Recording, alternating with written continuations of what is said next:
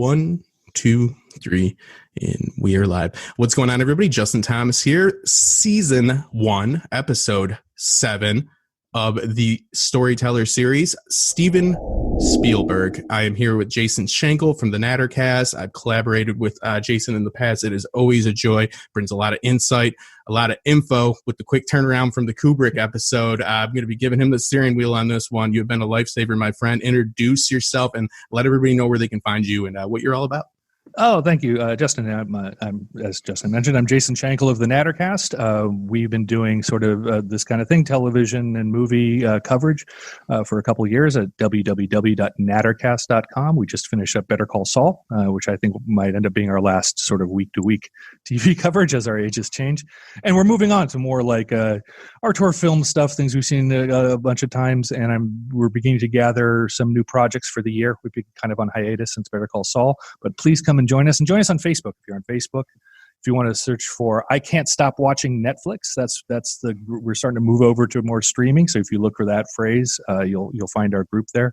And that's who we are. And we're hoping we're pivoting in this era of COVID toward what does it mean to be a media critic when you don't go to the movies and when serialized TV doesn't happen so much anymore and that kind of thing. So we're eager to get some new listeners and hopefully I won't scare anybody off. No. You are always a joy to have on, and I very much appreciate you, my friend. I appreciate you too. Absolutely. So. Yeah. So the world of Steven Spielberg, you've noted here, he's a superpower in using the common language of American film to tell stories to a mass market appeal, and deep personal meaning is definitely conveyed in this. He's known as a little bit of the death of the auteur.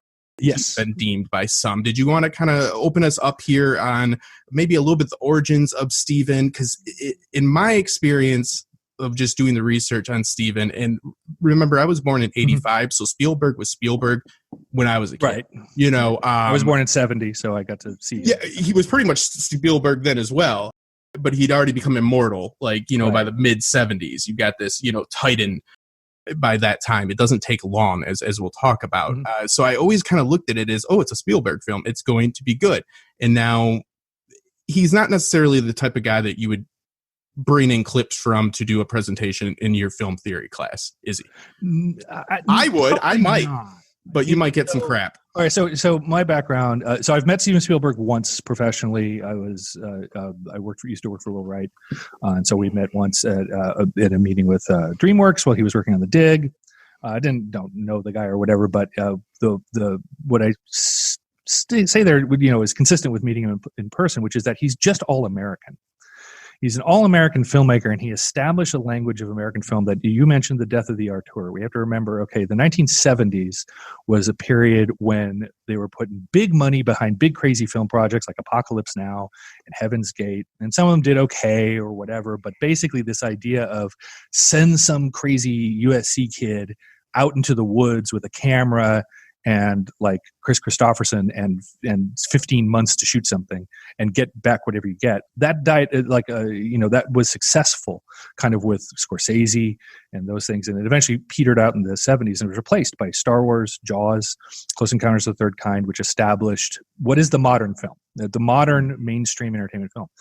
And you're right. Not a lot of people. I mean, I've had some film school experience and working and whatnot, and people don't really think. Like when you gave me this assignment, you given me a list of directors that had already been taken, and I mistook it for to pick one. I was like, I guess Villeneuve or Nolan or whatever, and you're like, no, these are the ones that are taken. I said, nobody took Steven Spielberg.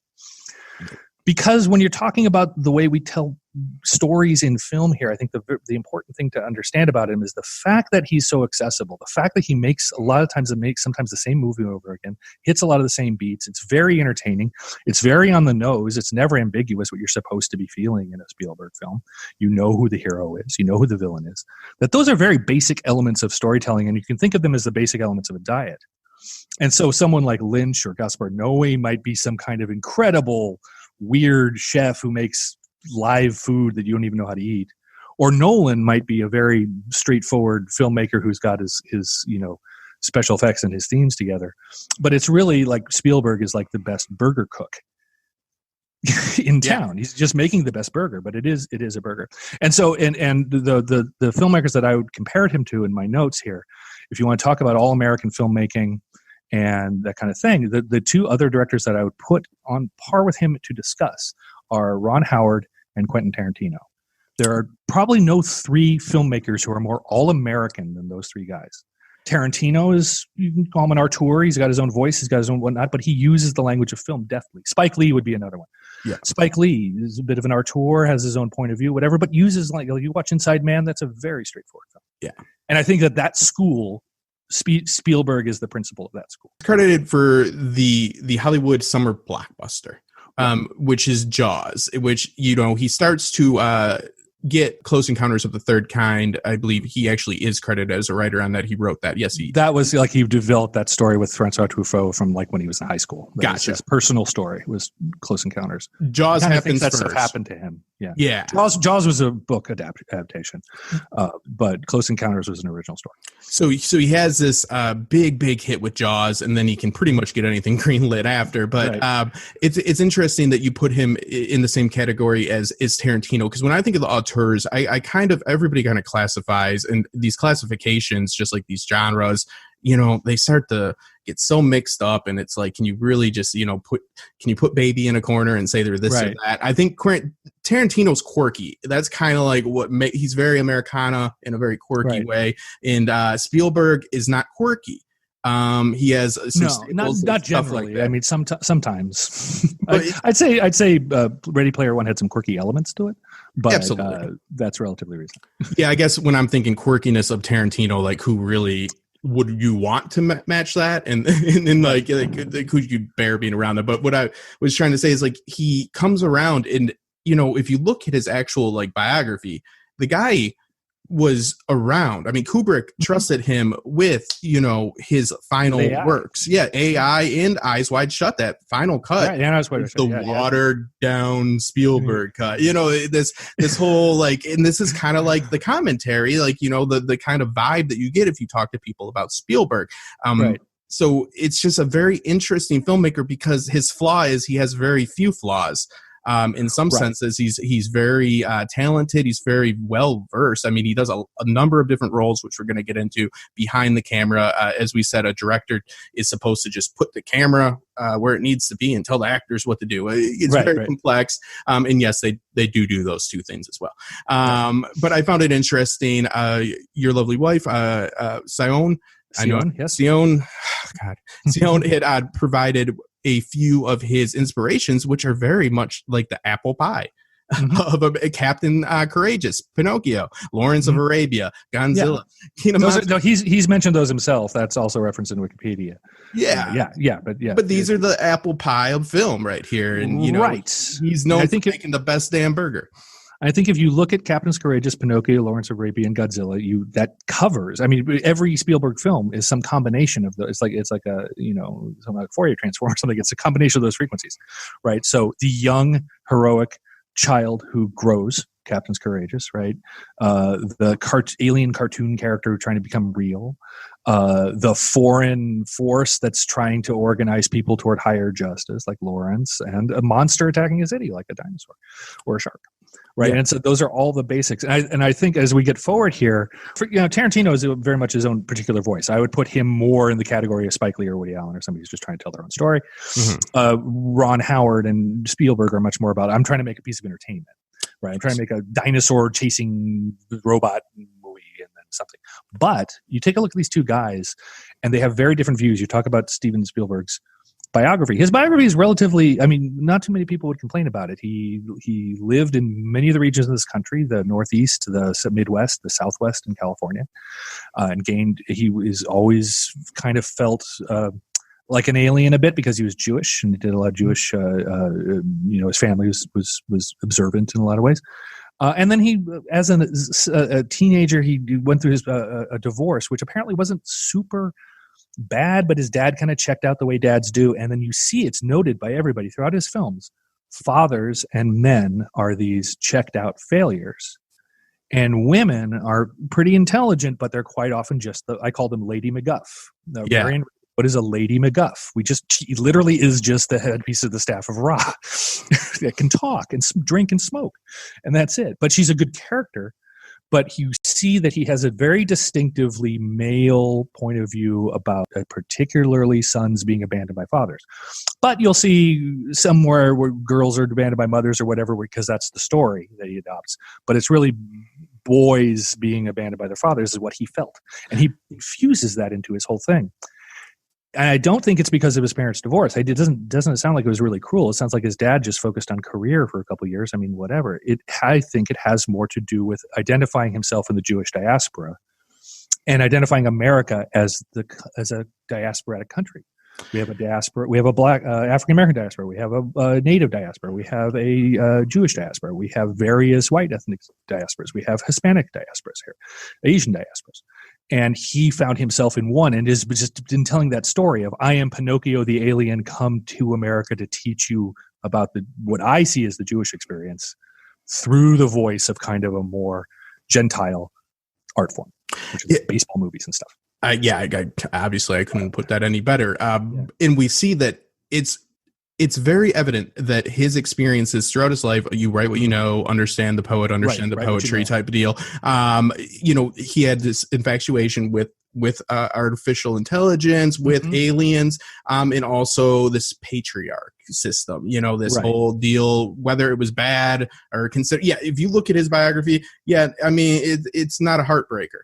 It's pretty typical, especially, he took the Atomic Family and he nuked it in his films. But I don't know if that's him lashing out, but you do see more stronger patriarchs, father figures, and so on, when he does, mend his relationship with his father. So it's kind of one of these things. The one thing I wanted, like Lincoln has got a heavily paternal redemption arc to it, even though Lincoln didn't have kids. Yeah. He had. Yeah, because he injects 2 children in there, and I don't want to. It's always kids. It's always a redemption to the father. Yeah, which, by the way, is the core of the hero's arc. If you're bringing Lucas into this thing, the hero's arc is about a man redeeming himself to his father, and now you can code it to women perfectly easily. You can do a women's hero's arc, but traditionally it's a male role that's cast, and that's what's called male coding, right? So Ripley in Alien is a male-coded character. She was written as a man. Yeah. And cast as a woman, because whatever, it's fine. It doesn't care. So, but it's diversity. There you go. Yeah. Just like I was going to say, the comparison then is to Ron Howard, who makes very similar kinds of films, but in his films, the human relationships, especially the heterosexual romantic relationships, are deep and good and better than they need to be for the film. Like Apollo 13 has a very close family life and a very close marriage. And you get that it's a good, solid marriage. And it's important for the story. It's Jim Lovell's story. And so he's telling, and his wife suffered through almost as badly as he did because she couldn't do a thing. She didn't have a procedure. And you catch, and I was watching Apollo 13 and saying, Spielberg could hit all of the beats in this movie and it would be different and probably not as good. Yeah. Because it does seem that Spielberg takes, kind of like it is very basic writing. You will place a child into a story, but this is not usually the case for him because his child is usually the protagonist, and usually we're seeing the world through that, which has its own benefit because a child can ask questions that an adult can't ask.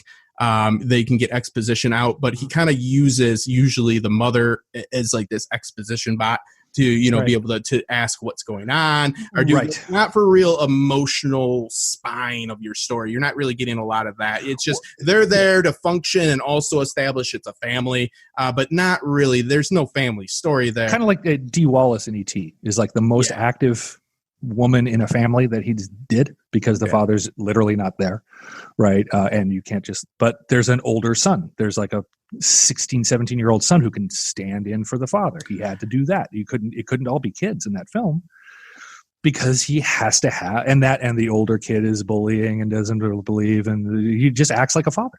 Yeah. Right. And so it's like it's Dee's son, but there's a Freudian element to it. And there's definitely a huge Freudian quality to his relationship to women and to men. If you look at, again, Indiana Jones 2, okay, how after Marion Ravenwood do you come up with what's her name? She's screaming through that whole film. It's not fun. And also you had this huge success with Marion. It was a very good, entertaining film where she gets a whole third of the film. But by the way, you were going to talk about Indiana Jones. One of the major things was the triumph of production because Spielberg didn't direct that whole first film. there were like 2 or 3 units with world-class directors. The truck scene, he wasn't even on set for the truck scene. That was another guy, and they blocked it based on the terrain live. He just said, I'm rewriting this script because we cannot do these stunts. We have to do those stunts. And without even checking with Steven. And that's how much he trusted his own team on that. And they got one of the great scenes in film history out of it. Yeah, so I think that's another part of the auteur element is that Steve, you were saying, does he write? Nah, not really. No, he hires writers and adapters. He's looking for, this is a factory. It's very much like, what do you call it? Andy Warhol. Yeah. Warhol didn't do all of his art. He brought people in, and it's a Warholian approach that he had. But in being a director is having the final say and working with people that you can trust. I think Mark Kahn, I believe, is his editor primarily for almost all of his films. And I think that starts with Close Encounters. It jumps around a little bit, but Mark, he has a lot of steady relationships professionally. And, you know, the one thing that I had time to look into, since you had such in-depth thoughts, insight into the story and the emotional spine of most of his stories, which is really profound, we're going to get into, is his technical prowess and stuff like that. And you do see this in Indiana Jones. Like, things I wanted to bring up was, you know, I just call it the rules of 3. Some people call it hooks. Some people call it action beats. It's within action, you want to tell a story. So a fight scene, a lot of times these days, is a lot of shaky cam and quick cuts. Just a smear of chaos on the screen and you can't see anything. Karate and gunfights happened. That's what, you know, karate and shooting happened, and the protagonist is still alive at the end. So now you're reset. But like, there is, I believe, 17 beats in the tank scene, and there's so many themes within it. What I mean is, very simply, you have a beginning, middle, end within scenes, within sequences, within story. You have what do you need to do? What's stopping you?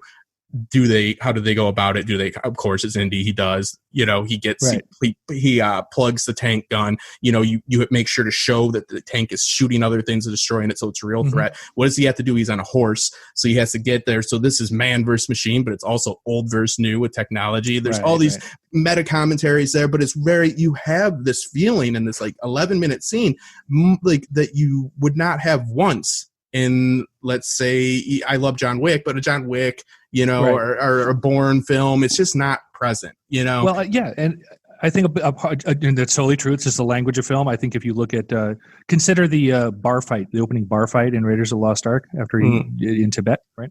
Or Nepal, rather. There are 3 characters on screen that we can identify, one of whom we don't really know at all. He's just the villain. And Marion and Indy have had enough talk that we have an idea of who they are, but there's 2 of them and a villain and a bunch of henchmen. And to film today, you'd have no idea what's going on in that scene. But the film they got, all the beats, when the alcohol comes, if Marion's going to take a drink, whiskey, bam, just everything sets up and pays off, so you're never confused. All the henchmen are bad guys.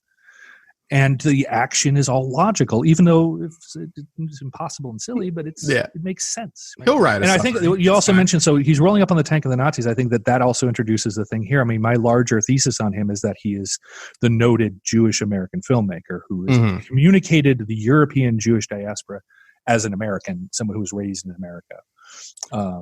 But not really all that. What is your opinion on his handling of Nazis? Well, that's the point. So Indiana Jones introduces Nazis for the first time with Spielberg as comic book villains, right? As really ludicrous, silly, punchable, mustache twirling bad guys. Because as a young Jewish man, I'm not Jewish, but you know, whatever, I have a bit of the experience.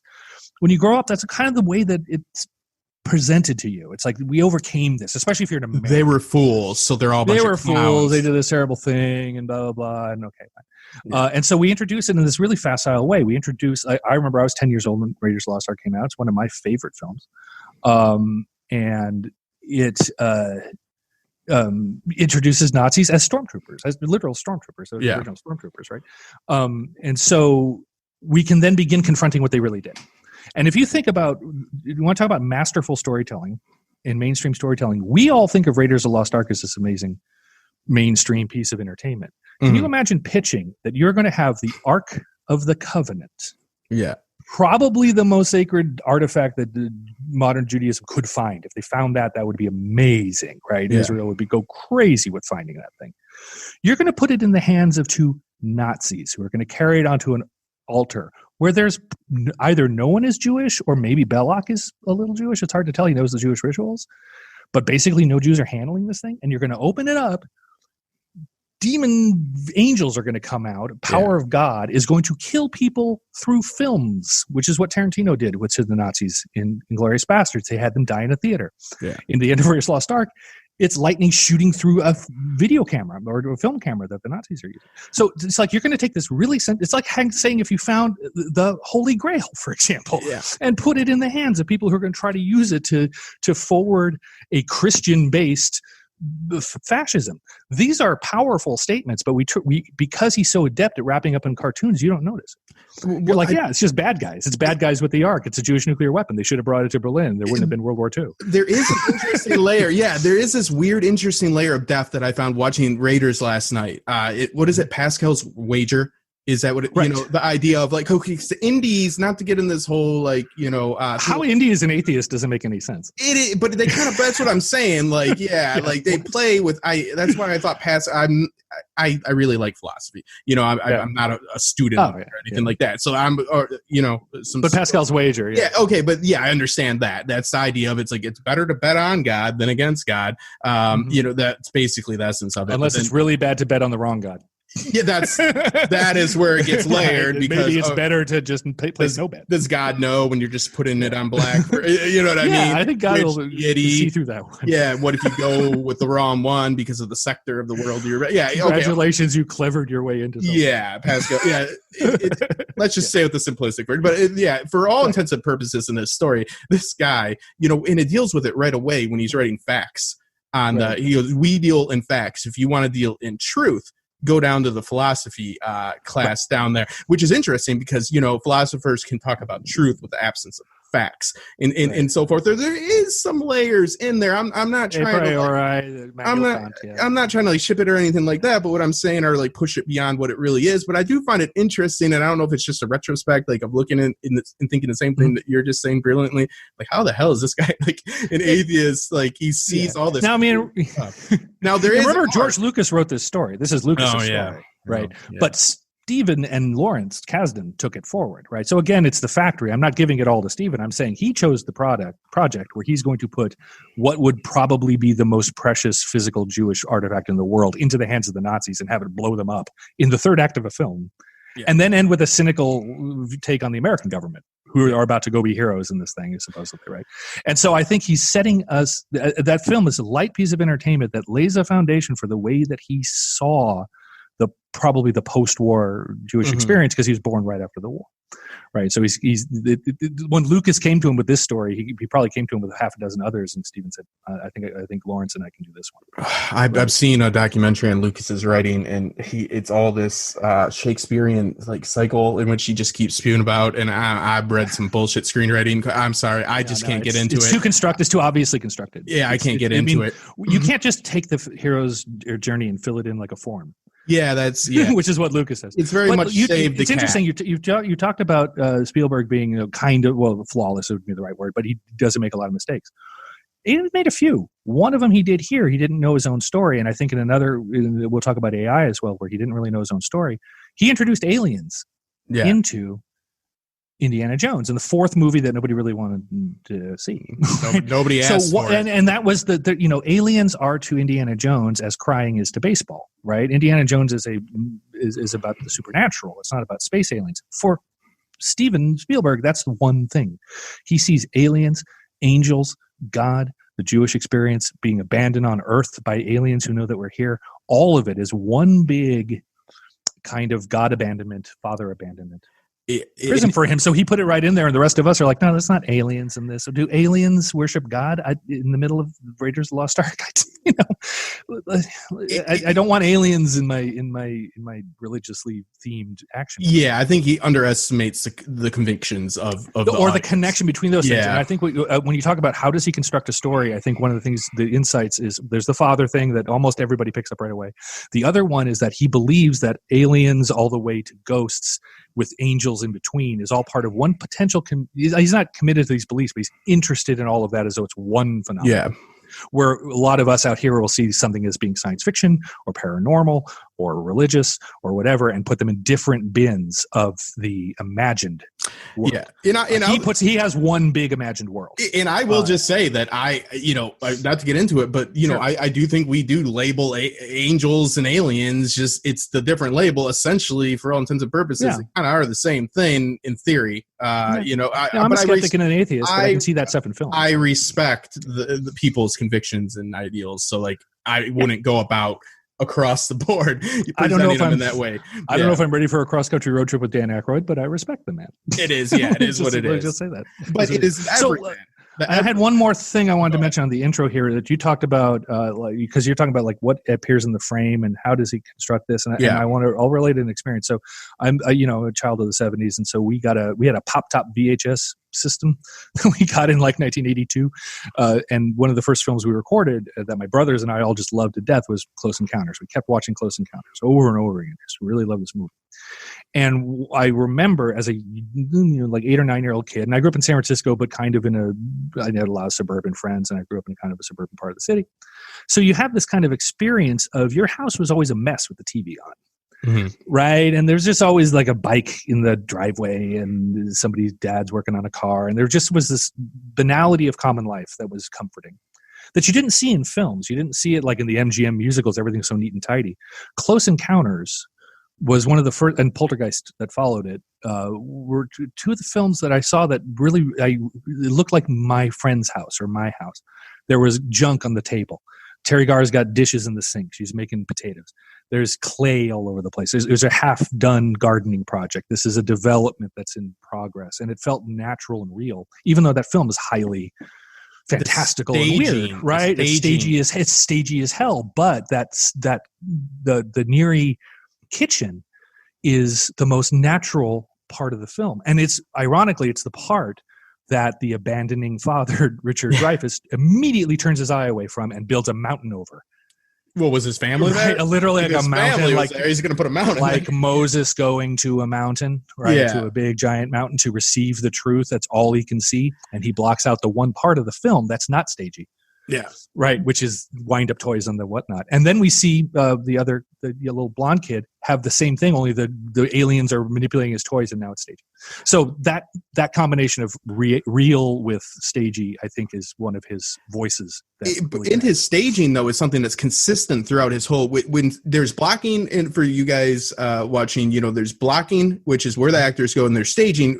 Like I put a guitar behind me before this. I did some staging, but it's where I think Minority Report has some really good examples of really well done staging that he. Oh my God! Yeah. But I think also there is this consistency of being very efficient and thoughtful in the way in which he shows you the characters. Of course, I can't have this without talking about the Spielberg stare, or they call it the Spielberg face. What's the Spielberg face? Yeah, tell us about that. Yeah, well, I'm sure you've heard. It's the dolly in which they roll up, and I'll have it on screen right now. Right. It is. This is where you get the idea that he spoon feeds you what to feel, is because your protagonists are sometimes antagonists, whoever he wants to have the emotion evoked from, usually one of those, obviously, but will come up in it's on a dolly, it's a steady, and it rises up right to their face. So it's, just showing, and it's just like, this is how to feel. A very good example of this is at the very beginning of Saving Private Ryan, of him being accused of telling you how to feel before you have a chance yourself. Right, because you bring Ryan in. And he down, and then bam. It's already got the music and everything. Right? Yeah, so, I mean, again, very well done. A little bit too on the nose. Also, the wall-to-wall music, the sweeping score for everything. I was watching Raiders last night. The gentleman lowers the newspaper. Dun, dun, dun. I'm like, ooh, he is. So it's like, did they show you and not tell you? It's like, there gets to that point in film where it's like, because you have two ways to consume a film. You have your eyes and you have your ears. Your ears tell your eyes where to go, and he's pretty damn good with the sound design. We'll talk about it. The sound is much more important. Yes, sound is much more important. The sound you can't close your ears, and you can't direct your ears. No, you but you can't filter your ears. That is your sensorium. That is what you are taking this in through, and he is a master of it. Earlier work. So, but let's say this across the board. I'm not giving him like a whatever. I'm not just gonna excuse it. But across, I mean, come on. At the time of these films, it was pretty much a common practice to have a little bit of these hammy dun, dun, dun, Sure. and stuff like that. And you see, but you still see a semblance of this type of stuff with Saving Private Ryan, which, to be honest with you, I actually don't have a problem with that sentiment. Is it spoon fed to you? Yeah, I mean, but we kind of need World War II spoon fed. it is what it is, because it's over and it was pretty bad. But I'm glad you brought up Saving Private Ryan. I was watching it yesterday. First of all, two things. I want to get to this in Minority Report. He uses the mechanics of filmmaking within the film to tell stories as though they are films being edited live. Yes, and Minority Report is the behind the curtain of that. Yeah. Minority Report is about Tom Cruise editing his life as though it is a film, using the actual tools of film. Yes. Rewinding and media and that kind of thing. So we'll get into that. But Saving Private Ryan, same thing. We watched it on streaming, and I don't recommend it because they had the flicker effect. Looks fantastic during all the combat scenes, and every time they have a quiet moment, it's the frame blending just really ruins the film. Really? But it reminds you that you're watching a film the whole time, which I think, as I recall, I only saw it in the theater once, so I don't really recall how the flickers worked out there. I knew that the battle scenes were very choppy. It reminds you that this is a movie all the way through. And remember that Tom Hanks's character is an English professor, and what he's got the guy one of the guys he's with, and the guy can't remember his wife, or his kids, or something like that. His mother, his father, I think his parents. Can't remember his parents. And Hanks says, well, you have to put him in a context. Memories don't exist outside of a context. He says he's like almost turned, like talk about on the nose. Tom Hanks almost turns to the camera and says, memories don't exist outside of some kind of fictional context. Yeah. Here, this is a traditional war movie broken into three parts that tells the three different kinds of war movies: action, save a guy, and what does it mean to you? Right? Those are the three big questions in war. You're going to get them in 1 hour apiece, and I'm going to relate it to you like an essay. And so he understands what he's doing. He knows that he's getting through. You can't just have your characters announce how they feel. That makes me feel angry. That, along with the less little technical spec from me, and I'm going to let you carry it, is the oneer, which every frame of the painting has, deemed the Spielberg oneer. The oneer is something called, or not something called. The oneer is referring to one take, not one take, but one continuous shot. Usually one continuous shot with cheats and interrupts. Okay, the beginning of like 1918. When you go, was a oneer. Yes, right. But if you go to watch Goodfellas and you see when they go to the Copa, that's a one. That's a real oneer. Yeah, and it's very, very obvious that they want you to know that it's this one continuous shot. There's a lot of swooping in with the cam. Yeah. Yes, it's very, very smart, and but it's kind of a little showy. So here's where Spielberg kind of like flies under the radar because, he's known for his oneer, but, using it just more efficiently. Right. He's not showing off. No, he's not showing off for one. It's to immerse you. Yeah, it's nice. So that those are always things that people are going to bring up when they talk about Spielberg, is the way that he's a very efficient filmmaker as well. Mm-hmm. It also has grossed the highest amount of income from the box office out of any. I think he just went over 10 billion. He's the first ever. Yeah, so you can't. I mean, you're going to talk about American film. You can't not talk about him. It's impossible. If he was like Roger Corman, right, where he's making cheap ass movies that aren't in themselves very good, but you can say he's an amazing businessman. We could just talk about the business of film, and Roger Corman's a great guy, and whatever. But he's not a great filmmaker. Or if he was just some auteur guy in the corner making his little black and white movies and never really popped, but told these stories, it'd be like, okay, whatever. So you filmed some puppet show of A Color Purple, I'd whatever. It's that he has both. It's that he has that market cap, which is ridiculous, and the ability to maintain the quality of what he's saying. We've only got a couple of mistakes that I think the guy's ever made in his career, and that's pretty good for 40, 50 years. Yeah, when he talks about First Encounters, he talks about how he came up with the concept and he thought about at the very end, aliens land. So then he did it in reverse. That goes back to one of his student-esque films that he made, where he was able to get in the cockpit of an airplane at the airfield, and then he took World War II footage from the library, and then he just pretty much like got whatever footage he could and then framed his movie around it. Right. So he is a very creative guy. I think the auteur, kind of label, kind of lives and dies with people during, especially this, Vietnam era, where everything was very politicized. and people, it felt like you had to say something with every single movie. Yeah, our tourism in the 80s went toward Oliver Stone's direction. It went toward tell the story of Vietnam. Yeah. Spielberg has no story of Vietnam.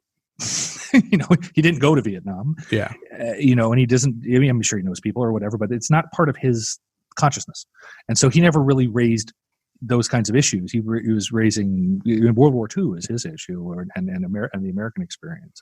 Yeah. Now you have down here noted family filmmaker. If you that's what I'm looking at right now. Go into that, and you speak about the troubled dynamics, and I'll let you take it. And you actually, and there's one anecdote that I have here that I actually wanted to bring, because I think I've been looking for something to kind of capture this sort of like how does gourmet hot dog that we're dealing with Spielberg, right? How do you deal with a gourmet hot dog?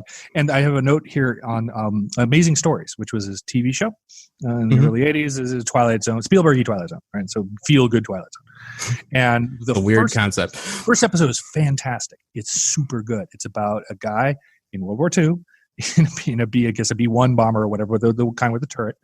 And the turret gets locked and he can't get out, and they lose the landing gear. And so he's going to die when they land because they're going to wreck. Yeah. And that's it. He's going to die. What do you do? For half an hour, we're with this guy. He's a cartoonist. And spoiler alert for everybody who hasn't seen Amazing Stories, at the end, he's drawing a doodle of cartoons, and literal cartoon doodly landing gear comes, like Bugs Bunny landing gear comes out of the plane, and it lands safely.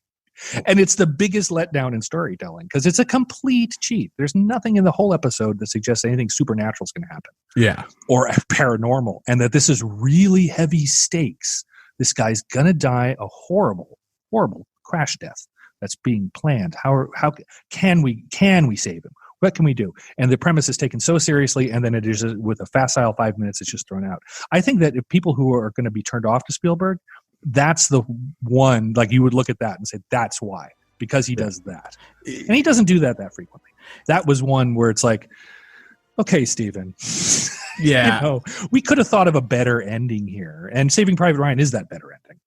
Yeah. For the same basic story. A guy who's, and the crew has to do the guy thing, right? And the guy thing is so much better years later in Saving Private Ryan than it was in that cheap Twilight Zone. It is almost like the Hitchcock, we give you a story about, it's always an analogy he uses, with the bomb. Either 20 minutes of people talking, then a bomb goes off, or we start it with the bomb goes off and shows you the 20 minutes before. Spielberg kind of took that and then I think misinterpreted it with maybe had a lot of psychedelics in him for that one, because I have not seen that. It was pretty psychedelic. Yeah, that on sounds... YouTube, you'll find it. It's a classic case of like why people got fed up with Steven Spielberg. I didn't screen cap that one, but I'm going to go back. But if you can find that, that'd be a good one, because it's like, this is the thing that most people have in mind, or this kind of things that they have in mind if they are going to dismiss it. Embodies those issues. It embodies the issues that he's got as an artist. Yeah, that has to be wrapped with a pretty bow at the end. But you brought up family, and so that's where I wanted to get again into noted Jewish filmmaker, the depiction of family in Munich. Munich is a unique Spielberg film. It's almost doesn't feel like more so than Schindler's List. Schindler's List is by far his best movie. An amazing tour de force of everything he had done before and will do since. But Munich is more modern, right? So taking place in the 70s and 80s. It feels exactly like a William Friedkin film. Like To Live and Die in L.A. or one of those kinds of films where it's a gritty crime drama on one level, because it's about the Munich and the revenge for the bombing of the Olympics and everything like that. The Israeli undercover Mossad assassins throughout the whole thing, which Israel would never admit they have. They have Golda Meir right there saying we need some Mossad assassins. Yeah. Again, you're going to put Golda Meir on screen saying, "I demand that we commit a crime." You have to be deft. You have to be deft to do that. You could have had people marching around the corner on Munich. Mm-hmm. But one of the things he did with Munich, and when you bring up Kubrick, and as we all know, everything is about sex except Eyes Wide Shut, which is the thesis of which is that sex is not about sex. Everything else is about sex, but sex except for sex. Yeah, Spielberg doesn't do a lot of sex. Yeah, there's a lot of kids, they're PG movies. There's not a lot of point in the romance of his stories, and the men and women are typically very broken. They're like hobbits. Nobody knows how you get the idea that Marianne and Rindy might have slept together sometime in the movie. Probably not. He just passed out. They hugged and she passed out. So and that's probably one of the more passionate relationships he's shown in films, Indy and Marianne, right? Munich has a lot of sex in it. Yeah. And has a lot of family. And sitting in France and dealing with these kind of quasi, darknet libertarians who do want to just help, just topple governments. And is that the right people for Israel to be involved in? And then, do I represent Israel? I don't even have an identity. Right. And so if you want to see the healing of his family, I think Munich is the one that shows it. And what we see in Munich, you really don't see, is you see the murder of women. Yeah. And their clothes they're not naked, but their clothes fall off. She gets assassinated and her robe falls open. Yeah. This is not the kind of material that he is traditionally thought of as addressing. And so he did that on purpose to say, this is the real family. Sex is the real family. When you see sex, you're seeing the real thing. And the only other film that he did that has that sex being that prominent is The Color Purple. And that's because it comes out of the novel and it's central. And he toned it way down because he knew the power of it and he knew it wasn't his voice. He got accused of softening that story quite a lot because the sex, the rape scenes are, it just seemed like an unpleasant marriage, and the lesbian stuff is down to a handhold. Why? Because it wasn't his family. It does seem like he's trying to make a statement with these films with Munich, with The Color Purple, and definitely Schindler's List. He is trying to say, hey, you say I'm not like this. You say I'm not this filmmaker that is, gritty or real, or I'm too polished. Here is something real. It kind of seems like he has a few of these films. Munich was very gritty. Almost a knee-jerk reaction. Right. Possibly, but also I think at the same really time, good film. It's a very good film, but he's also doing Minority Report and AI at the same time. He's trying some different styles because I think the one sort of The Color Purple style was his style for like 20 years. And it started to get a little old. He wanted to do some new stuff.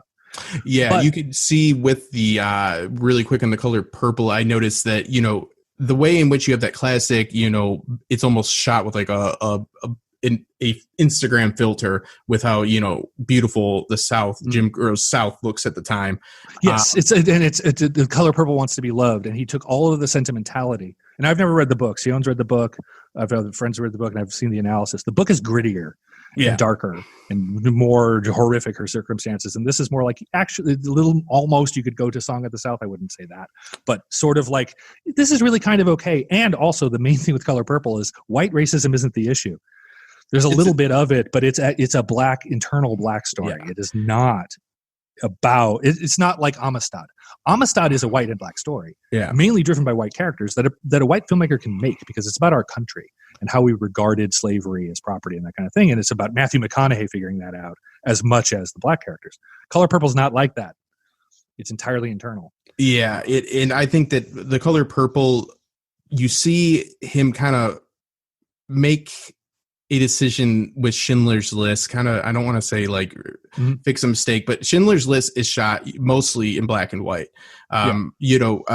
because that is how we saw all of the footage that we have of that horrible, horrible event of the Holocaust. So he was, really, really not shamed, but he got some shit when he did The Color Purple. He got some shit for doing The Color Purple. And maybe not the best thing to do, and it's a book, so there's like, a little bit more, like, I would say justification. It's a book. But it's like, okay, voice. he didn't write it, so it's going to be a chance of it being more authentic. But, you'll hear the vibrance of the South, like, in the way in which he depicts color. It shows a nice contrast between the internal family struggle and then, like, this juviant, Yeah, and then it ends with this, like, and then you travel to Africa and you grow into being part of America. It's just a tough situation. Yeah, but I think that he made that decision for a reason. Let's talk about. When we talked a little bit like, okay, what's cancel culture and everything else like that. I have kind of my position is, I think we ask ourselves the wrong question. We put ourselves to a false choice.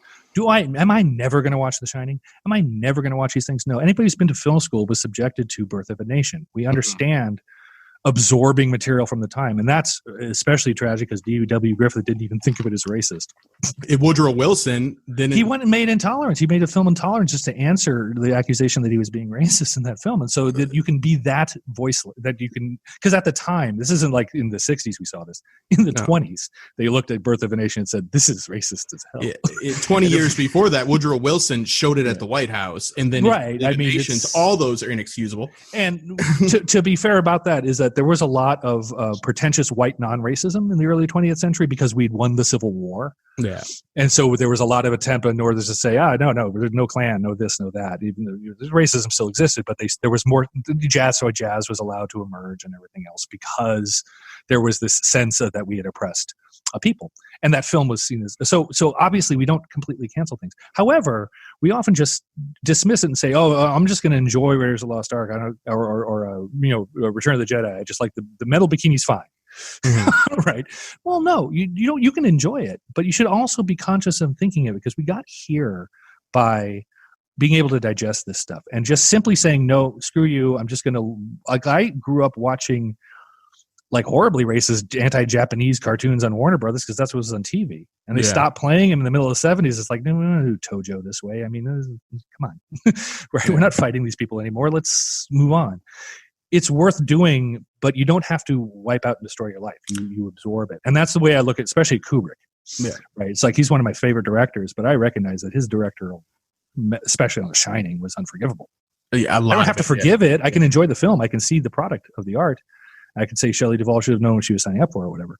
But I'm also, so I can maybe rationalize it to watching it, but I can't just say it's fine or burn every copy. There's no benefit. I have to take the lesson. I have to take the lesson. Yeah, the lesson has to, it's, the old adage, but yeah, it is true. You don't have deprive to, yourself of the lesson. Yeah, you have to go see it, and you have to, when you're watching it, be, cognitive of this is probably not the best portrayal of Nazis. This is probably not the best way to depict this certain story that should be rich with diversity and other issues, but blah, blah, blah, to go. That's your critique. You have to, you owe it to yourself to critique your own things and not just be a fan. Right. Yeah. And so I think The Color Purple is a good study film for this, because at the time he got some shit. It's like, would you really give a white male straight director this movie today? Never. You would never give Christopher Nolan The Color Purple. Right. You would, it may be Spike Lee, but you would look for, a woman probably to direct it, actually, because it's a woman's internal black story. The men are not depicted very well. They're cartoon characters in some ways. It questions the God and everything. Like there's it puts just the notion that we all imagine a white guy with a beard. It goes really deep. That story goes really deep. It goes really deep into some really good issues. Because she has no self-esteem. She has none. Right, so she has to build it all back up over the course of the story. So it's tackling a lot of issues. Anyway, but the point is, on the other hand, they made this movie. It elevated the career of Danny Glover. It created the film career of Oprah Winfrey. It's difficult to say that that's not helping representation. Yeah. But also, when you sit there and watch it, not only does it feel like it's of the 80s, but then it's also sentimentalized above where the book was, and he put this brush over it of the film is a lot less horrific, right?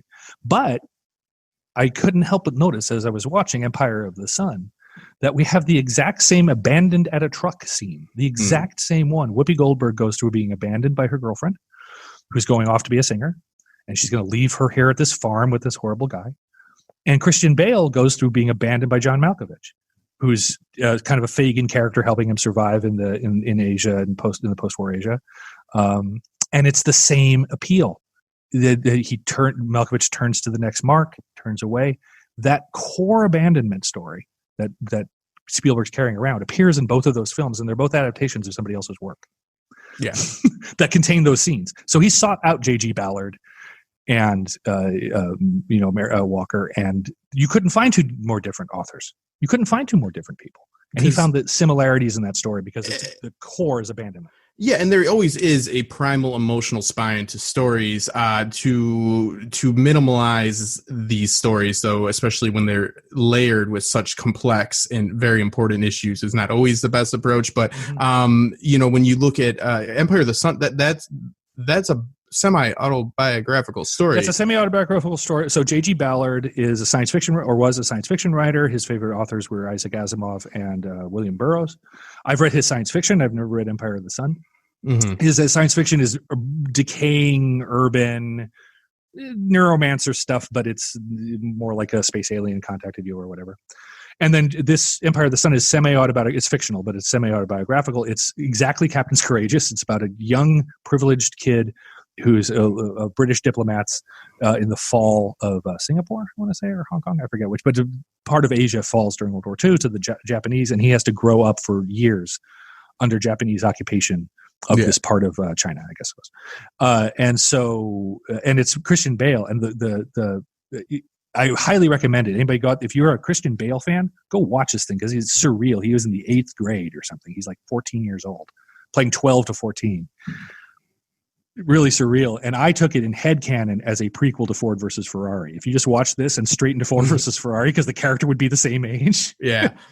And he's like this high class British kid when he's like 12, and he becomes this like working class mechanic, which he had to do in order to survive in Japan. He had to become like a working class guy. There's an interesting. Yeah, it's a nice arc if you want to watch those two films on headcanon. There's a good outtake of Spielberg sitting with Bale, who again is like in 8th grade at this time, and he's explaining the feeling of abandonment. He's like, "You ever have a dream where like you're chasing after somebody but you can't scream it?" Oh, and he's really? Like, and that he goes in like just air from your lungs comes out, but not even all the air. It's just like like that you can't speak, or that we all kind of have those dreams where you either can't move, you can't speak, you can't sleep paralysis. Yeah, whatever it is. You start being aware of your sleep paralysis. But it's a very hey, he's sitting there. It was in like this church, like he's talking to Bale, and I mean, you can tell that the sentiment and the emotion is there, and he's injecting it in. That's a good director move. I mean, to be able to direct kids is something in general, and obviously I don't think anybody directs kids any better except for, again, Ron Howard, who would be the only other guy who directs kids this well. Maybe because he was a child actor, he was a child actor, and who didn't screw up his life completely and didn't become an egomaniac. He became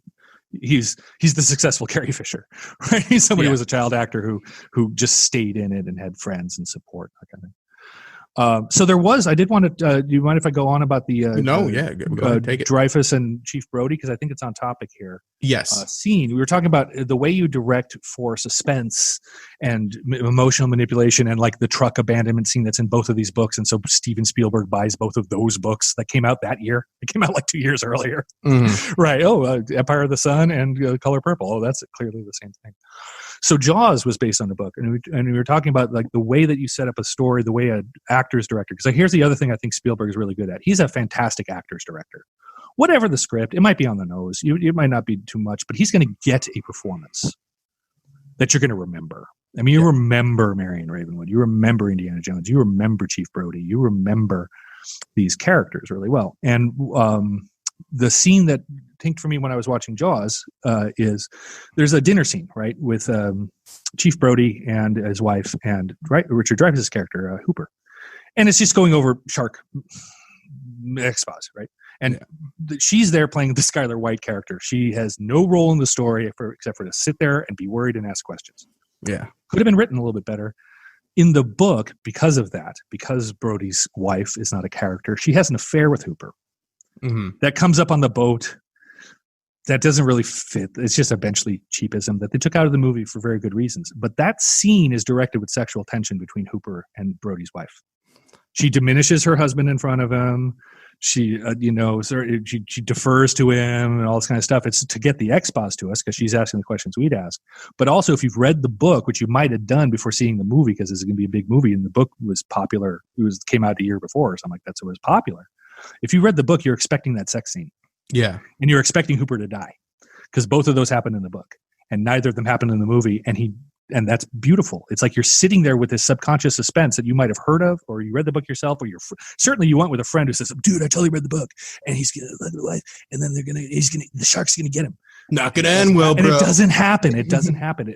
Happier things happen in a film that's pretty brutal. Let's forget that we see a child bitten in half. Yeah. In this film. Again, if you went today to say, and then there'll be a 10-year-old kid and a shark will come up and blood everywhere, and we're going to zoom in on Roy Scheider, and then the Ark of the Covenant will be there and the Holy Grail. And can we get some Islam and some Buddhism in there too while we're at it? And aliens? He's really deft at touching things like Color Purple, where that could have ruined his career. It could have ruined his career to take that kind of a risk on that kind of story that he doesn't properly represent. And you can see it as a flawed, because what happened in the context of that story is also Mississippi Burning came out around then. That was the first film in America about the civil rights movement, and it's all white characters, which is maybe survivable. It's Gene Hackman. It's very good performances. It depicts white racism very well, but it shouldn't have been the first movie.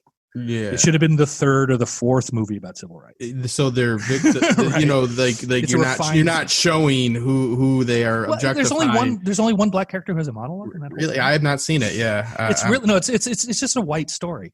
Now you can admit, do I want to cancel Mississippi Burning? No, man. He's one of my favorite directors. But you have to be conscious of that. And it was at the time. It's not like we suddenly realize this. At the time, people are saying, are you serious? There's no movie about Selma. There's no movie about MLK. There's no Malcolm X. There's none of that stuff. Now today, we've had Selma. We've had Malcolm X. We've had all of these things. You could do Mississippi Burning today. Yeah, and that poses another question for another time. Something I'm very interested in is how much do historical, dramas and period pieces, how much do they owe us to be factual? Because as we see with shows like, you see a lot of, but my thing is, it has always been a springboard for me to go and educate myself. And I really find it, I love to watch The Tudors back in the day. And then I'd go find out about the Tudors, I'd go find out about Bosworth, how his dad got that's the experience I had. I saw JFK and I kind of grew up thinking like, well, something happened dodgy there, but I don't know what. And then I saw the film. Not according to Oliver. You know specifically who did it? You think it was Tommy Lee Jones? And then I looked into it and it's like, oh, this doesn't really hold together, I think. I got educated because of that film. It's one of my favorite films. I did a review of it on our podcast a couple years ago, and I'd watch it every year. Stone's just so heavy-handed, though. It's so heavy-handed, but it's so dramatic and so well cut and so well lit and so well acted. Which kind of makes it worse because it's so good. Kind of makes it worse, but it puts propaganda in my head to go figure out to just do my research. And it was like, I'm a little more of a case closed guy. Yeah, but.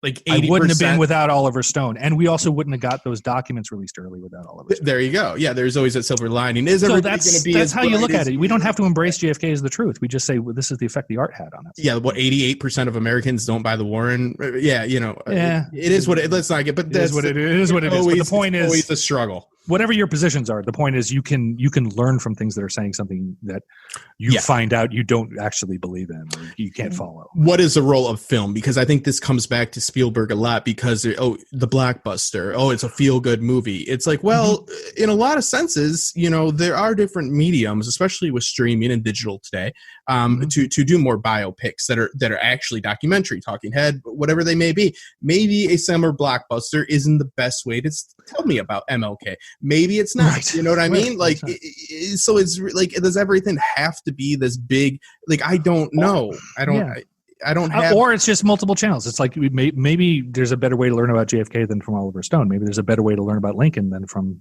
Spielberg. But hey, we can have those things there. It's not the only thing. So it's not the only. Just make it again. I say this is why I'm like, accept some of the premises of why we cancel things. Don't cancel them for yourself. Go find out the truth. Yeah. Right? Just you owe it to yourself to be a sophisticated consumer of these things because it is complicated issues. He's made the best hamburger in America and he's reinvented the hamburger twice. But if you're a vegetarian, there are other dishes available. Okay. Now, speaking of vegetarians and inventing hamburgers, I do have one mistake that Spielberg made that I now understand a lot deeper. Hiring Tobe Hooper to do Poltergeist. Now that's a change. Was a mistake from a Spielbergian point of view. It was not a mistake from my point of view because I love Tobe Hooper, but I never understood. Well, what is it? Because he wanted E.T. with ghosts, and like I said, he sees aliens, ghosts, angels, and government workers as all kind of one continuum. Right? The government workers, and Tobe Hooper wanted to make a horror film where guys ripping his face off. Yeah. Right. And why did he pick up Tobe Hooper? I never even thought of it. Because Tobe Hooper, I mean, he's not, whatever. Did Texas Chainsaw Massacre is one of my all times. But after that, not a whole. Texas Chainsaw Massacre 2. And then that was kind of it. I think there's a lot of Tobe Hooper is a very good. He does, when you talk about that Spielberg face, he does that. Mm-hmm. Tobe Hooper shoots the same way Spielberg does. And there's the one famous scene from kind of the TNA scene from Texas Chainsaw Massacres. One of the girls gets up and she's got a bareback shirt top on and short tights, jeans, and we're tracking up and following her, for the pleasure of the drive-in audience. But it's a classic Spielbergian tracker. that you're doing in the middle of East Texas in 105-degree weather. You do not have time. I mean, just the fact that you could shoot any kind of movie here is without it bursting into flames is great. And they managed to get that. And I think that's why Spielberg hired him. It's like, wow, you really move the camera well, and you understand suspense. And that whole last half of that film is just nothing but you're just trapped like a predator with this person. If I was making a film and I wanted to hire somebody like I was Spielberg, who was making my studio, and I want to hire somebody who's going to set the camera up and track it and get the thing that I would do, I would have hired Tobe Hooper. And then it turns out that Hooper doesn't want to tell your ghosts E.T. with ghost story. He wants to tell a horror story. Yeah. And that's why that film is split down the middle. It is the Spielbergian split between style and substance. And this is why I put him forward as a substantive auteur. Because if he was a total hack, he would have let Poltergeist just be whatever it is.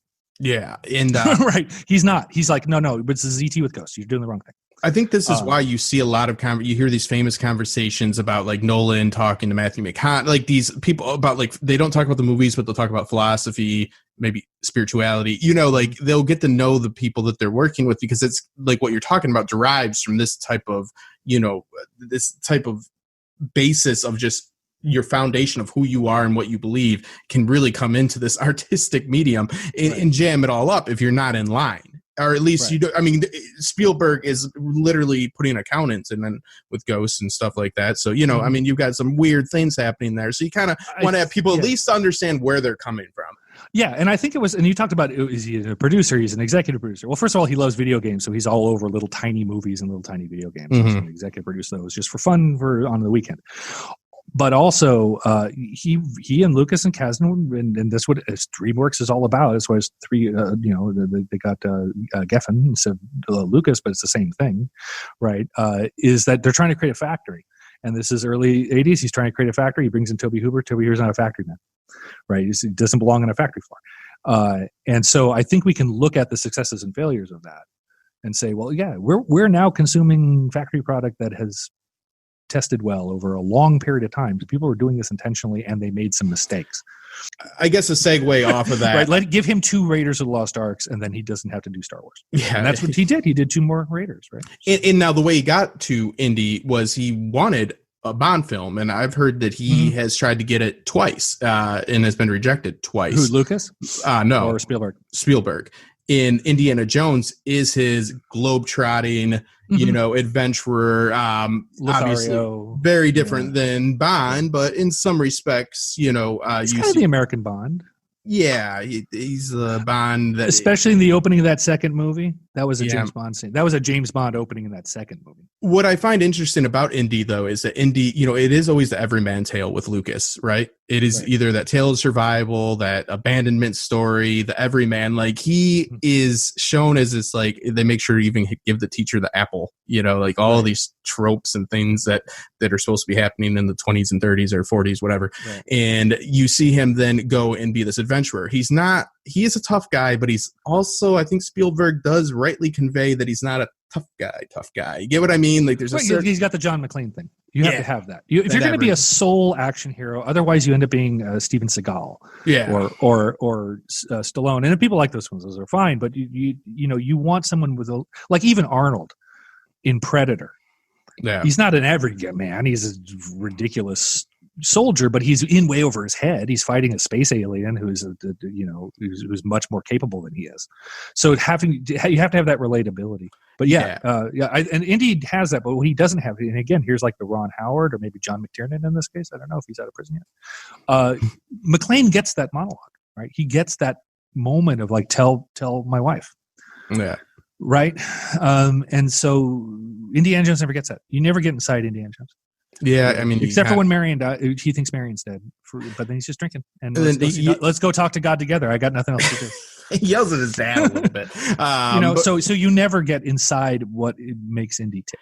I do. You just have his values. Values is all.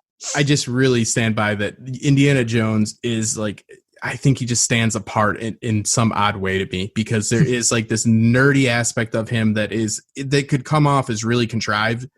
and there's a lot of that film, all of them, that is very contrived. But Indy's character, I don't know. I love the scene where he just shoots the dude. It's got the swords. There's all this because Harrison Ford had a cold. We can't do the whip. Yeah, he can't do the fight. He went to the wrong seafood restaurant. Yeah, whatever. Or he got drunk and high, and he did whatever.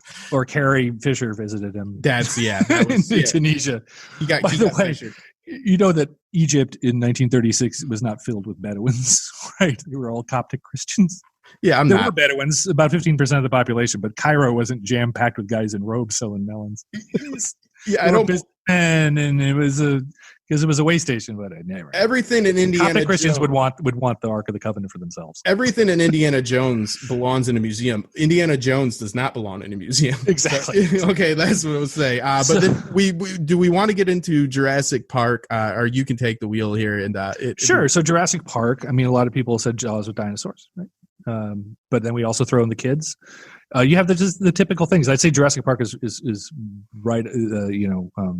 Kind of, he hits a couple of his basic notes. Sam Neill doesn't want to have kids. He doesn't want to get married. Doesn't like kids. So now we're stuck with a couple of kids. Isn't that funny? And there you go. In terms of the overall pacing, that film was, it's obviously revolutionary. I remember seeing it. I'd seen Terminator 2, so you see the beginning of CGI happening. Yeah. Right, the modern CGI. But this was the first thing where we were depicting a real physical thing and not a flowing mirror. Yeah. Right, which is pretty straightforward to kind of do if you have an environment map. And so I think it was the way I saw Jurassic Park is it was the redemption of Jaws in a lot of ways. Because Jaws, he had so many problems with the mechanical shark. Yeah, there's only 2 or 3 shots of that shark that are any and it's terrible. And the rest of them are silly, and it's really the guys and the story of the guys, and you just forgive the shark. Yeah. You don't have to forgive the dinosaurs. It stands up today. It stands up today. It's not bad. It's not bad. You see some texture drifting and shit, and polymodel effect artifacts, but whatever. I mean, it's really good. Yeah, animation. And so I think that's where we get to like noted science fiction filmmaker.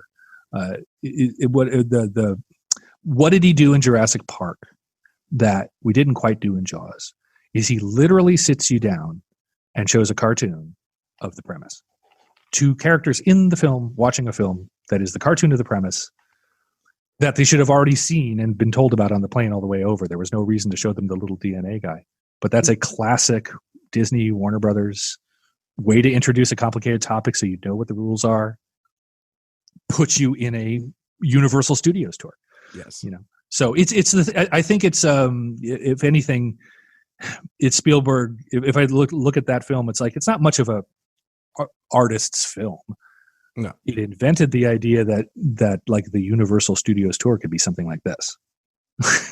Right. And he's very much so, like you said, a producer. And he's a part of those things. But I like, because I am always writing this or that will never go anywhere, and I understand and I know you damn well do, okay, a lot of times pilots have, we're talking about TV series here, but a lot of times it might be their first day at work, or it might be this, somebody needs to explain who they are and what they're getting into, and you got to get that exposition out. Spielberg just does it on he does a very simple overused thing, yes, but he does it on a very large scale. So I don't know if that's better or worse. I think it kind of in that particular case, again, it's historic. It's like today, if you do Jurassic Park today, you do it very differently, and it's been done a bazillion times and differently, and whatever else. It's a premise that's wrong. I mean, they just did it again. Why do people keep going to Jurassic Park? I didn't care for it. Maybe there's no COVID there. We'll find out. But and I think I want to talk about Minority Report in the context of this. Mm-hmm. Spielberg in that film today is no big deal. You could make Jurassic Park and be fine. Yeah. In 1990, whatever, my God, we had not seen that. So he didn't overload the rest of the film with anything else that was difficult to digest. Everything else is straightforward. DNA, you learn how it works. We all know enough now to know DNA. You can make a thing. Kids I know this is Unix. They're somewhat appealing kind of ET kids, but they're maybe annoying. But they're only annoying in the way that you can relate to Sam Neill's character. So every time they're annoying, it fits. Everything about that film is chopped fine because he knows you're going to be seeing visual effects as you've never seen before, and that's going to occupy your brain. Yes. So he understands what's going into the frame. And I guess I have a couple notes here just on Minority Report, which is related, right? So first of all, Minority Report, classic, a father loses a son and loses his marriage. Yeah. Okay, let's begin with that. But it also uses the expressionism film to relate the story, right? The entirety of Minority Report feels like a digital film of Minority Report, of Tom Cruise's character's arc through this causal loop. You got to keep running. Well, whose motto is you have to keep running? A projectionist. That's the motto of projectionism, right? What does he do? He goes home and gets high and watches his kid in this holographic film. And what do? We arc around the side, and you can see that the hologram is 2.5 dimensional. It's flat. Right? And you see the projection on the side. Cruise can't see that. He's in the main audience. He just sees his wife and his child right in front of his face. So we're seeing it as though we were in the eaves of the thing. The Minority Report interface, which is the zoopy thing. Yeah. Which just in software that defined the way that we looked at user interfaces for a long time. We typically said don't do what Minority Report did, but it was a very important statement of the way the UIs need to work. Well, there was a digital editing bay which had just come into existence when this film. Like I use a digital editing bay now. You use one now. But back it's 20 minutes into the future. Brand new. Most people didn't have After Effects and Final Cut and that shit. Now we kind of do. So he was, and throughout the film, the premise of and Spielberg does not usually do very chewy premises. But this film has a very chewy premise. You can completely go 15 different ways around the way the time works in this film without time travel. There's no time travel. It's all telepathy or precognition. And it's a story. Literally at the end, spoiler alert, the bad guy was trying to get a reverse angle with a body double. In order to do his plot. His plot depends on a reverse angle with a body double. It's almost like Nolan's Prestige about filmmaking. Right. Yeah, it's kind of like, I see this as the same thing. Right. So I believe that Minority Report was the sketch, that he's taken forward, but that he first really explored this with Schindler's List. And so noted Jewish filmmaker, Schindler's List, right? The thing I noticed while watching Schindler's List is I kind of I was like, Schindler's List. Yeah. Right. I'm doing Raiders of the Lost Ark and Close Encounters, and I'm having so much fun. But then, okay, you have to do Schindler's List and Munich and the serious ones. And I was actually surprised at how entertaining Schindler's List is. Mm-hmm. While I was watching it, there's a couple of moments that are obviously very heavy and very difficult. But for the most part, for about a third of the film, I was actually kind of smiling because these two men living in two different worlds, which again, Spielberg with his masculine point of view, separated men, father and son, however you want to put it. In this case, Oskar Schindler and his partner, who's Jewish, right? They see this whole Reich thing very differently. Schindler sees it in more romanticized MGM musical terms. And when we see it through his eyes, we have still shots with deep sets and rich light, and it feels like an old 40s movie, and they have banter. It's kind of like, his Girl Friday, only it's his Ben Kingsley Friday. Yes. Right. Okay. Then there's a chunk of the film where the violence is horrifically personal, color of purple kind of personal violence. With Fiennes' character is just a fucktard, and he would have been you can have the freest society in the world. You do not want to put this guy in charge of anybody. Right, so he could be on some island paradise, but if there's a prison and he's get the guard, the same thing's going to happen. Right? Yeah, you can't make him a mall cop. Those were filmed like relatively low budget television psychodramas, like on Lifetime or an after school special. It felt like an after school special or a Lifetime movie about domestic abuse. And then when feels very real, and direct, but also relatively inexpensive and practical sets, practical locations, not a lot of cheated angles, not a lot of other stuff. Mm-hmm. And then finally is when the violence gets maybe the worst, which is horrifically impersonal, where these are just soldiers who are not doing this for sadistic reasons, but they just don't want to get shot themselves. Yeah. A lot of the time, the thing with Nazis. And they're just shooting women in the head in the street, and it's just horrific. That's done like the French New Wave. And who was a big contributor to the French New Wave? Francois Truffaut. And what movie did Spielberg direct Francois Truffaut in? Close Encounters of the Third Kind. And what is Close Encounters of the Third Kind? It's about the reuniting of an alien diaspora under severe government secrecy and paranoia. Yeah. And with people putting on masks and being hustled into trucks. So there's a definite Holocaust, just a little feel of it in Close Encounters. It's not very deep, but Francois Truffaut is in it. And the worst parts of the Holocaust in Schindler's List are shot the way he would have shot them. So he's doing that on purpose. He's inviting you to understand the emotion of the scene in that film, which goes up and down with everything from lighthearted entertainment to horrific genocide. And you go right along with it because of that. because he just knows. I mean, Spielberg again, but he knows that you know too. Yeah, yes, and it's like, you can go to Indy with the map that you can see is old. The first the cold opening of sorts to right. Indy. So all these things that he knows to show you. Oh, so they're on a journey. Oh, that map's all fucked up. They must have been there for some time. Get what I mean? Like there's all these like shots and all these inserts that he's putting into these films, and with Fiennes, and then you have Neeson. You have Schindler's List is a very hard watch, but it could have been a lot harder to watch and important to watch, because there is a good versus evil to some extent, because there is some hope for it, because you want to see and Schindler.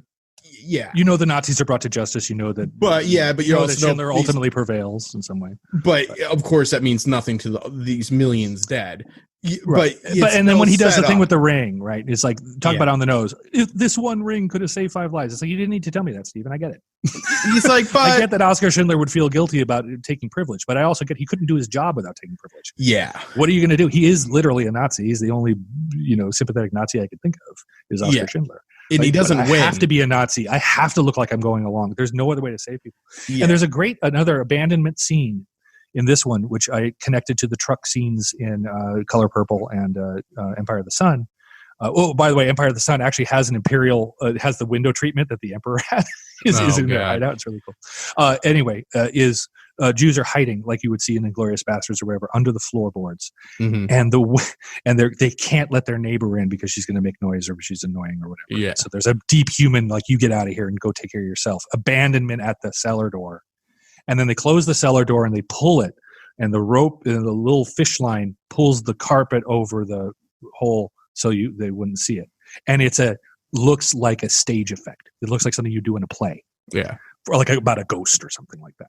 And so again, the mechanisms of media and entertainment showing preserving life. I think that's the message. I think if Spielberg has an artistic message, it is that the practice of telling stories through film is going to preserve who we are.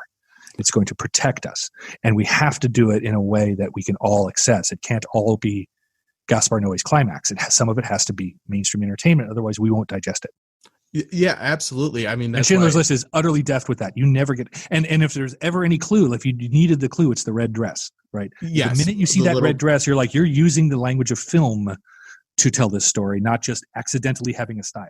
Yeah. You're expecting me to follow that color was part of this experience that I'm not seeing. Yeah, that's the red balloon. That's the and it's also the red balloon and everything. Yeah. But that whole film was in color. I just mean the concept. But the symbol, because it was red. Yeah. It's just like the red balloon. No, I didn't mean the film. I meant the concept of having. Oh, the concept. Yeah, sure. Yeah. But also in the film, too, it's just, it's the same kind of thing. It's like you're really noticing that balloon. The whole film is about following that balloon and the kid trying to get it back, right? Yeah, and you're following this child, and this child is a ray of hope or a ray of joy. Okay, so I guess there's two little rants I want to go on, and you can find some other material. First of all, again, Close Encounters was my first. I was a little young for Jaws, and so Close Encounters was on TV a lot. I did watch Jaws when it came on TV, but Close Encounters is the one I really understood. I think we would be very remiss in talking about noted World War II filmmaker Steven Spielberg, Saving Private Ryan, obviously classics, Schindler's List, unbelievable. Where it all comes from is the USS Indianapolis speech. Mm-hmm. I think, again, if you want to talk about, did Spielberg ever do anything for film? What's he done for us lately? There are very few people who go through film school or educate themselves in film or become film critics or are just interested in film who will not credit the USS Indianapolis speech with being very powerful in that film and totally unnecessary, except for to relate the horror of being eaten by a shark, which is, I think we can all understand because we saw a child bitten in half, right? So we didn't need it. It's a MacGuff speech, but it's laying the foundation for him to be talking about the horror of World War II. Yeah. And in this case, the Pacific Theater. Now, he doesn't done much in the Pacific Theater, so he's European theater because he's talking about European diaspora and that kind of thing. But USS Indianapolis, if you see that speech and then you say, is it going to surprise you to find out that this guy starts making definitive World War II movies? You would say, absolutely not. Yeah, I totally get what the message of this is and how it fits into this mainstream piece of entertainment. And if you took it out, no one would really notice. It's not part of the plot. You could take the Indianapolis speech out, but no one would. And I think that is the sign of an auteur, is he puts something in that no one would consider taking out. It belongs in a museum, right? Is how we feel about Indianapolis, and it has no point in the plot.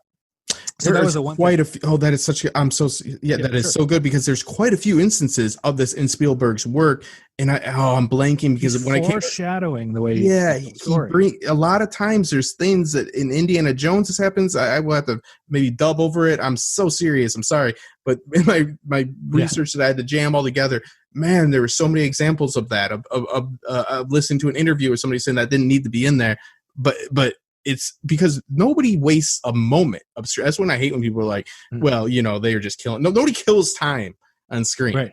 Okay. Like that's shit. No. They're not killing time. No, nobody kills. Again, this is not Roger Corman. No, we're not just, we're not just running out the tape. I'm not trying to sound like some highly versed person in this area. I've not been on any of these big sets or anything like that, but I will tell you, with quite amount of certainty that does not happen. So when you see something in the final cut, especially, it's there for a damn reason. And if there is no plot, real reliance on that, that's odd to really slip through. But as you said perfectly with that analogy, I'm glad you had one, and I will inject some others. But this is not the only time that he's done. It's not the only time he does it. No, to me that was the most salient example. Oh yeah, no, it's very good. Thank you. Now, so I'm going to follow that up with what I consider to be a half a failure in storytelling that goes the other way, for reasons that have to do with the amazing stories thing that I brought up earlier. Okay, so very famously, AI was going to be Kubrick's last big movie. He never had the technology or the budget to really do it the way he wanted to. Substantially, the movie we saw is the movie that he wrote. Okay, and it's a three-part odyssey about a Christian Bale-like figure, a Captain Courageousing his way up to becoming a real boy like Pinocchio. Blue Fairy literally is Blue Fairy. Pinocchio, that's one of Spielberg's big identities. So it's clear what this is. It's the become a real boy story. And it's a pretty straightforward Lieutenant Commander Data are robots people tale, right? Yeah. And famously, it ends with David the robot. He's going to freeze to death down in New York Harbor somewhere, and then gets found by future super robots who are able to go back in time and revive his mother for a day. And everybody thought, and including myself, I saw it in the theater, I was like, man, if they had just Nolan this and smashed to black underwater, beautiful. David had just went on a pointless quest and died there. However, now we come back and we have this quote-unquote happy ending, and everyone starts rolling their eyes because it's very soft, it's very light. It's narrated by a soft-spoken British person who's telling like a fairy tale. Oh, fantastic. And it's about this mother coming back for one day. And everyone thought that Spielberg tacked that on. Went in and said, we need a happy ending. I'm going to slap one on here. No, Kubrick wrote that ending. And if he had directed it, no one would have been mistaken about what it was about. It was a horrific ending because David treats his mother the way she treated him. He takes it upon himself to bring her into existence without telling her nature so that she could serve his needs for one whole day and then stop existing the minute he's done with her. That's the lesson he learned about love on his journey. And that Kubrick would have filmed it very cold with like Malcolm McDowell, right? Staring off into the thing, and you would have gotten, or some kind of Full Metal Jacket thing, and you would have gotten right away that he's just made a meat puppet out of his mom.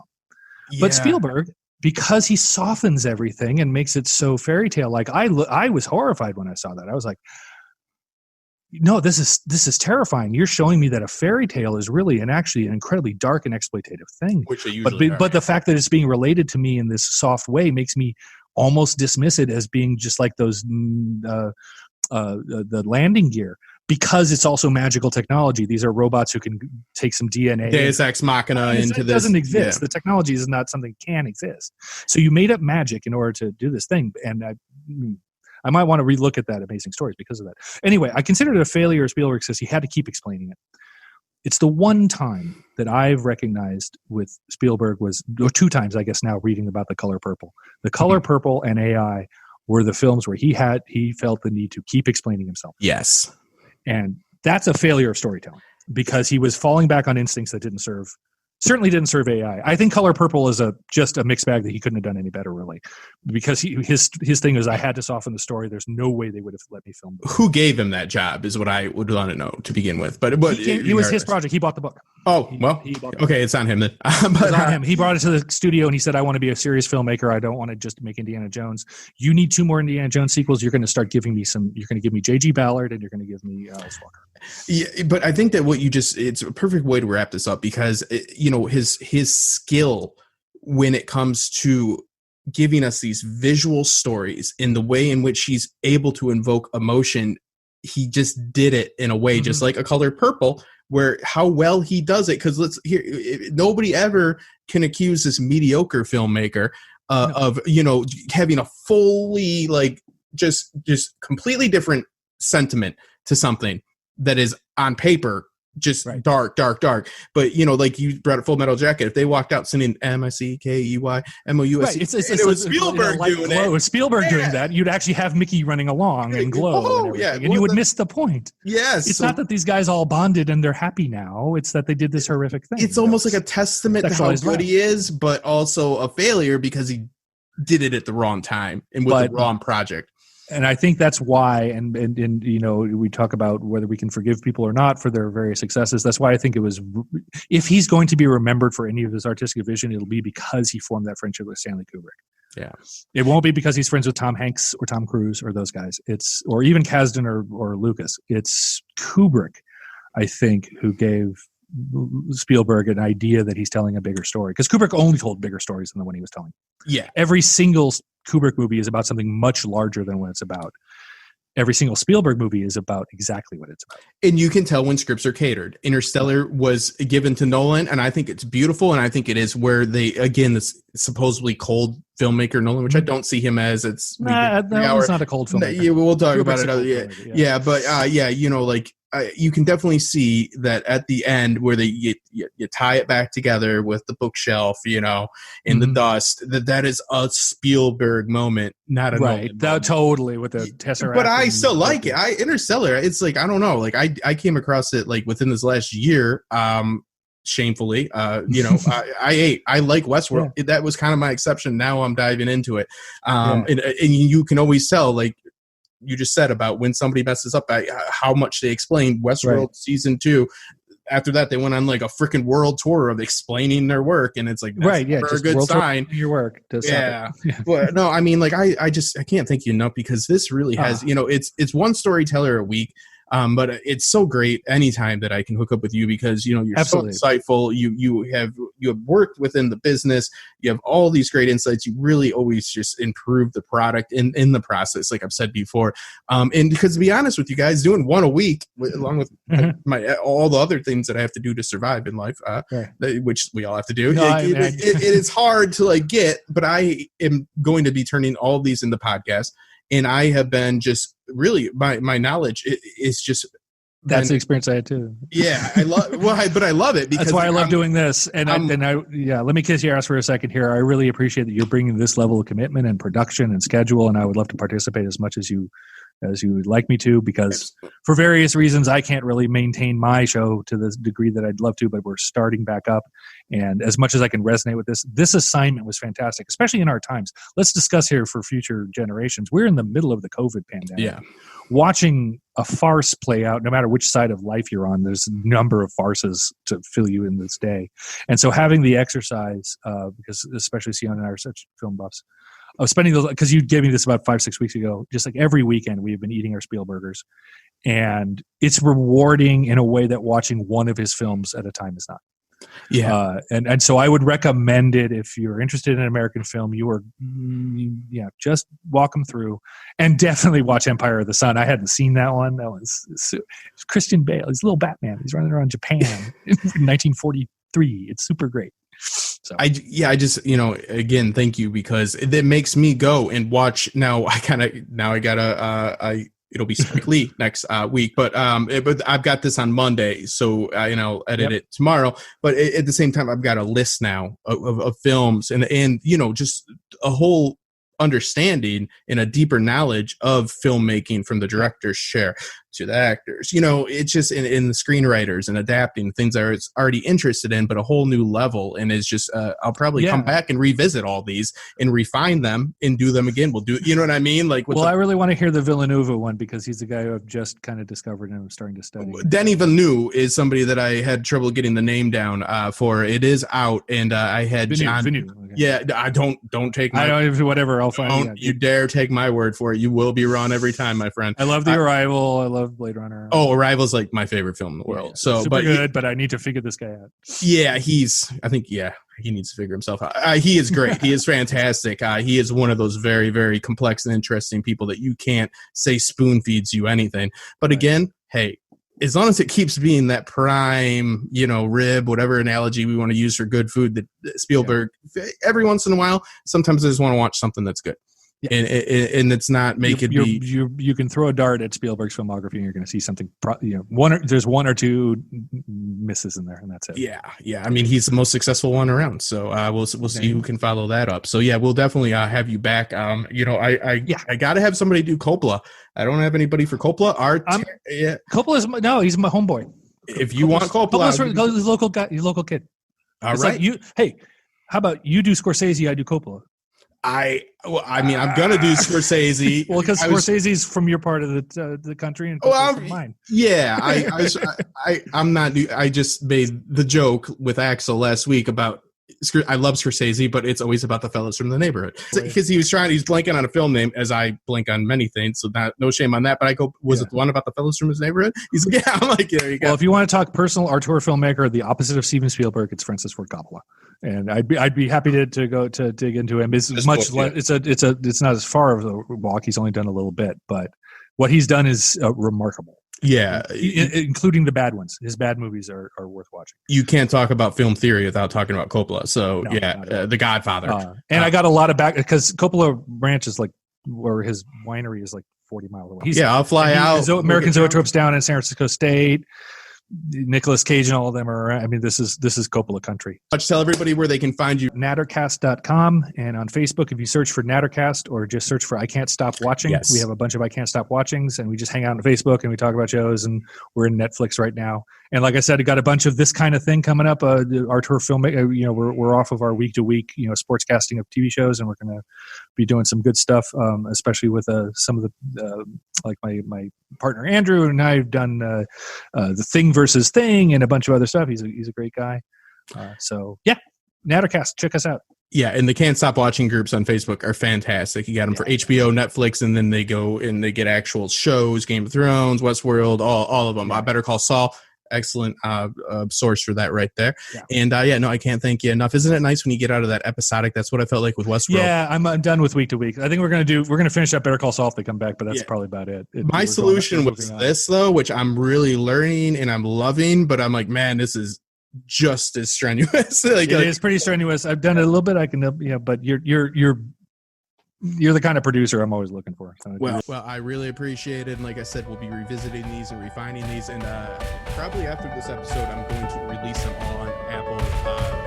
The 7 episodes we have